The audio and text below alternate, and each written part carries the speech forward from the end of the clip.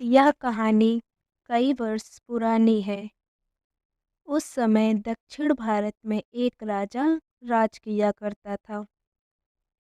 राजा के बिस्तर में मंत्री सप्तऋणी नाम की एक चूँ रहा करती थी, लेकिन इस बारे में राजा को कोई जानकारी नहीं थी।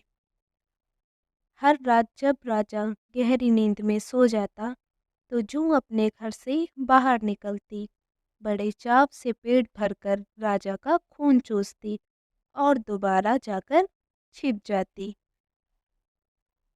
एक दिन न जाने कहाँ से उस राजा के बिस्तर में अग्निमुख नामक एक खटमल भी घुस आया।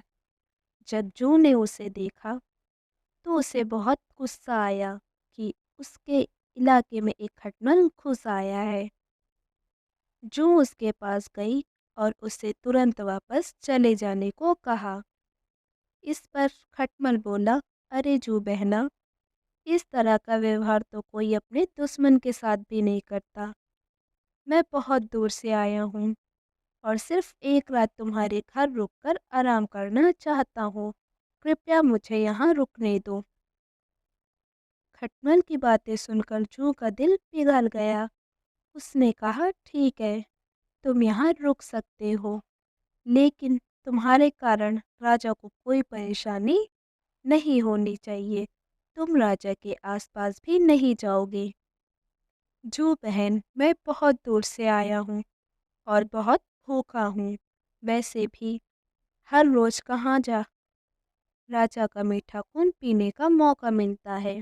कृपया मुझे आज रात राजा के खून का स्वाद चखने का मौका दे दो।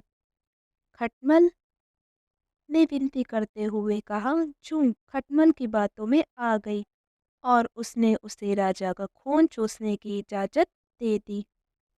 ठीक है, तुम राजा के खून का भोजन कर सकते हो, लेकिन उससे पहले तुम्हें राजा की गहरी नींद में सो जाने का इंतजार करना होगा। जब तक राजा पूरी तरह सो नहीं जाता, तब तक तुम उसे नहीं काट सकते, जू ने कहा।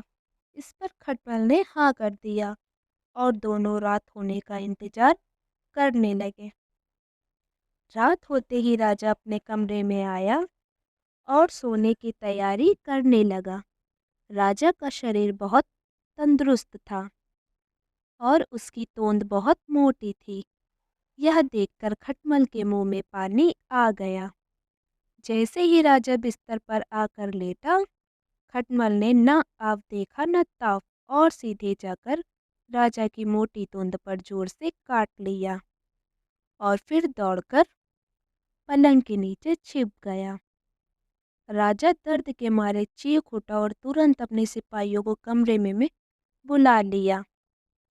राजा ने सिपाहियों का आदेश दिया, सिपाहियों, इस बिस्तर में जरूर कोई खटमल या जू है, उसे तुरंत ढूंढो और मार डालो। राजा के सिपाहियों ने बिस्तर पर ढूंढना शुरू कर दिया, तो उन्हें बिस्तर में छिपी जू मिल गई। उन्होंने तुरंत उस जू को मार डाला और खटमल बच निकला।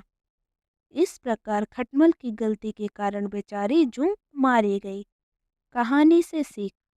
इस कहानी से हमें यह सीख मिलती है कि हमें आंखें बंद करके किसी अजनबी पर भरोसा नहीं करना चाहिए।